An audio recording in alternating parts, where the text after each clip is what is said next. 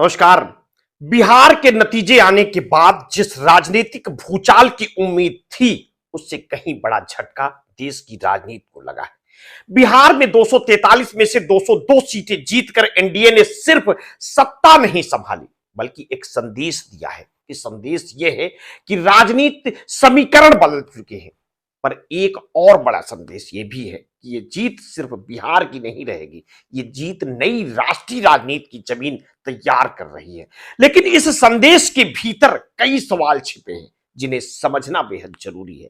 सबसे पहले तो यह सवाल उठता है कि आखिर बिहार में महागठबंधन 35 सीटों पर कैसे सिमट गया।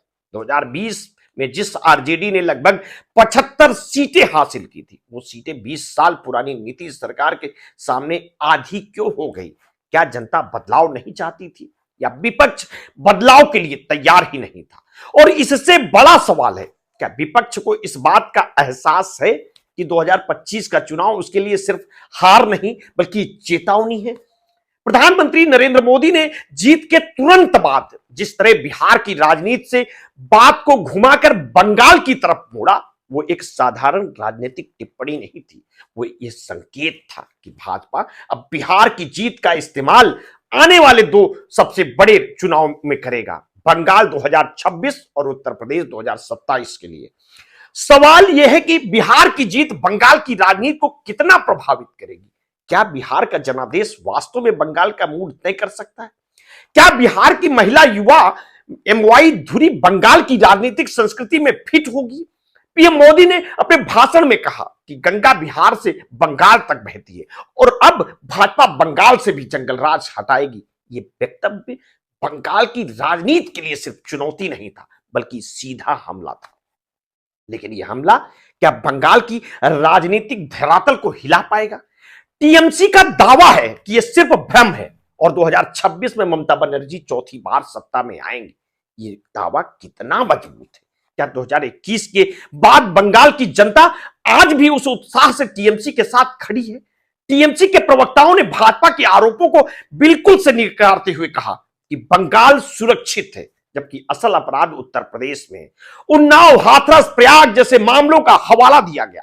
यह प्रश्न भी उठता है कि क्या भाजपा के पास सिर्फ जंगल राज का आख्यान है या आने वाले दिनों में कोई ठोस वैकल्पिक मॉडल पेश करेगी, खासतौर पर ऐसे समय में जब बंगाल और राजनीति में पहचान, संस्कृत और क्षेत्रीय अस्मिता का महत्व सबसे ऊपर होता है। इसके बाद नजर जाना है उत्तर प्रदेश की राजनीति पर। बिहार की सबसे अप्रत्याशित कहानी यूपी के नेताओं के प्रदर्शन की हो रही है। योगी आदित्यनाथ ने 31 सभाओं में 27 सीटें जिताकर 87% की सफलता हासिल की। यह स्ट्राइक रेट सिर्फ एक चुनावी उपलब्धि नहीं, बल्कि 2027 की दिशा में भाजपा की रणनीति का संकेत है। सवाल यह है, क्या यह रणनीति यूपी में भी इतनी प्रभावी होगी? क्या विपक्ष 2027 में योगी का इस आक्रामक शैली का मुकाबला कर पाएगा? अखिलेश यादव ने 22 सीटों पर प्रचार किया, लेकिन सिर्फ 2 सीटें जीत पाए। यह तभी संभव है जब या तो प्रचार अप्रभावी रहा हो या फिर गठबंधन की सामाजिक इंजीनियरिंग जमीन पर काम नहीं कर रही हो। यह सवाल भी उठता है, क्या एमवाई समीकरण अब भी पूरी तरह कमजोर पड़ चुका है? और यदि पड़ गया है तो सपा इसे बदलने के लिए क्या रणनीति बनाएगी? कांग्रेस का प्रदर्शन भी खराब रहा, तो क्या कांग्रेस सपा गठबंधन सच में यूपी में मुकाबला खड़ा कर सकेगा, या 2025 का बिहार ट्रेलर और 2027 का यूपी असली फिल्म है? मायावती की बसपा सिर्फ 1 सीट निकाल सकी, फिर भी मायावती ने कहा निष्पक्ष चुनाव होता तो बसपा अच्छा करती। यह सवाल भी उठता है कि क्या मायावती की राजनीति सिर्फ बयान तक सीमित रह गई है? क्या दलित वोट बैंक वास्तव में बसपा से दूर जा चुका है? और यदि हां, तो दलित राजनीति का भविष्य किसके हाथ में जाएगा? भाजपा, सपा या कोई नया उभरता हुआ दल?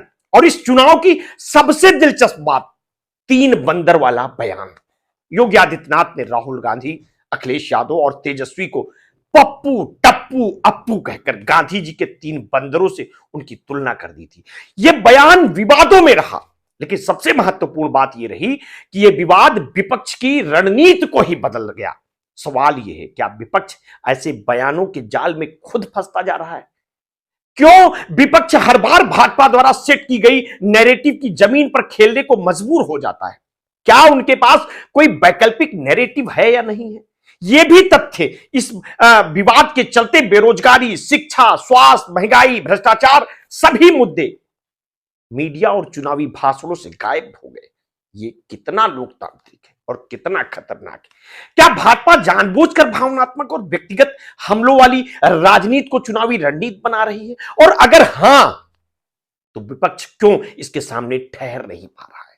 बिहार चुनाव के दौरान पीएम मोदी ने नए एमवाई फार्मूला महिला और युवा ने विरोधियों की पुरानी एमवाई यानी मुस्लिम और यादव की राजनीति को तोड़कर रख दिया। सवाल यह है, क्या यह नया फार्मूला आने वाले राष्ट्रीय चुनाव में भी कारगर होगा?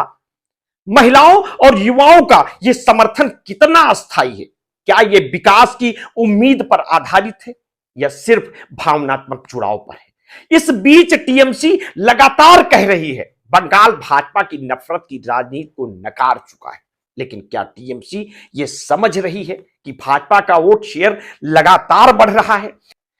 क्या यह कहना पर्याप्त है कि हम चौथी बार जीतेंगे? क्या टीएमसी सच में किसी संगठनात्मक पुनर्गठन की तैयारी कर रही है? ममता बनर्जी के बाद नेतृत्व कौन होगा? क्या पार्टी के भीतर अंतर्विरोध बढ़ रहे हैं? क्या 2026 का चुनाव ममता बनर्जी बनाम मोदी होगा या भाजपा बंगाल में कोई स्थानीय चेहरा उभारेगी? उधर भाजपा नेताओं के बयान आ रहे हैं, बिहार की तरह यूपी 2027 भी भाजपा की जीत तय करेगी। पर क्या राजनीति इतनी सीधी है?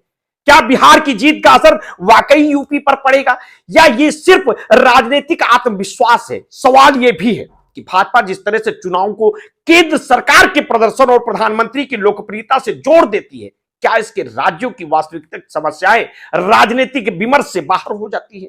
बिहार में बसपा को सिर्फ एक सीट मिली। मायावती ने चुनाव की निष्पक्षता पर सवाल खड़ा कर दिया, लेकिन यह सवाल भी उठता है, क्या बसपा का संगठन जमीनी स्तर पर सक्रिय भी है? क्या सिर्फ बयान देने से दलित मतदाता वापस आ जाएगा? क्या बसपा भविष्य के किसी गठबंधन का हिस्सा बनेगी या ये पश्चिमी यूपी में पूरी तरह हाशिए पर जा रही है? बिहार में जीत के बाद भाजपा जिस तरह बंगाल और यूपी की तरफ बढ़ रही है, यह स्पष्ट है कि आने वाले 2 साल भारतीय राजनीति के लिए निर्णायक होंगे। सवाल यह है कि विपक्ष इन 2 सालों में क्या करेगा? क्या वो वैकल्पिक चेहरा, वैकल्पिक नैरेटिव दे पाएगा? क्या इंडिया गठबंधन जीवित रह पाएगा या 2024 की हार के बाद ये राजनीतिक प्रयोग धीरे धीरे खत्म हो चुका है? राष्ट्रीय स्तर पर भी कई महत्वपूर्ण प्रश्न खड़े होते हैं। महिला युवा समर्थक भाजपा की सबसे बड़ी ताकत बनती जा रहे हैं। क्या विपक्ष इस वर्ग के लिए कुछ ठोस विजन दे रहा है? क्या विपक्ष के पास कोई नया सामाजिक गठबंधन है? क्या 2026-27 की राजनीति अब सिर्फ नेतृत्व आधारित होगी? मोदी बनाम ममता, योगी बनाम अखिलेश, क्या राजनीति अब सिर्फ 2-2 लोगों की लड़ाई बन जाएगी? और सबसे बड़ा प्रश्न, क्या भारत की चुनावी राजनीति मुद्दों से दूर होती जा रही है? क्या चुनाव अब सिर्फ अभियानों, आरोपों, नारों, रैलियों और सोशल मीडिया के सहारे जीती जाएंगी? क्या जनता सच में उन मुद्दों पर वोट कर रही है जो उनके जीवन पर असर डालते हैं, या वो भी इस राजनीति का प्रचार युद्ध की शिकार हो चुकी है? बिहार की जीत निश्चित रूप से भाजपा के आत्मविश्वास को बढ़ाती है, लेकिन यह जीत कई गहरी खामियों और चुनौतियों को भी उजागर करती है। विपक्ष टूट चुका है, पर क्या भाजपा का राजनीतिक मॉडल अस्थायी है? क्या जनता हमेशा भावनात्मक मुद्दों पर वोट करेगी? क्या क्षेत्रीय दल अपने भविष्य को नया स्वरूप देंगे? इन सभी सवालों के बीच सच्चाई यह है कि बिहार के नतीजों ने सिर्फ एक चुनाव नहीं बदला है, उन्होंने देश की राजनीति का अगला एजेंडा ही तय कर दिया है। बंगाल अब सिर्फ एक राज्य नहीं, अगला रण क्षेत्र है। यूपी सिर्फ बड़ा प्रदेश नहीं, भाजपा बनाम विपक्ष के भविष्य का असली परीक्षण है। और इन सब के बीच जनता को यह तय करना होगा कि वो किस तरह की राजनीति चाहती है, विकास आधारित या भावनात्मक आधारित। यह कहानी नहीं, यह भारत की बदलती राजनीति का पहला मसौदा है, और एक मसौदा जो आने वाले वर्षों की दिशा तय करेगा। मिलते हैं किसी नेक्स्ट स्टोरी के साथ। आपने अगर अभी तक हमारे चैनल को सब्सक्राइब नहीं किया तो तत्काल कर लीजिए, बेल आइकन दबाना बिल्कुल ना भूलिए। अपने स्वास्थ्य के प्रति सचेत रहिए, सजग रहिए, और हाँ, आपने कभी भी कोरोना वैक्सीन लगवाई है तो समय समय पर अपने ब्लड प्रेशर की जांच अवश्य कराएं। अपना ध्यान रखिए। बहुत बहुत धन्यवाद। साधुवाद।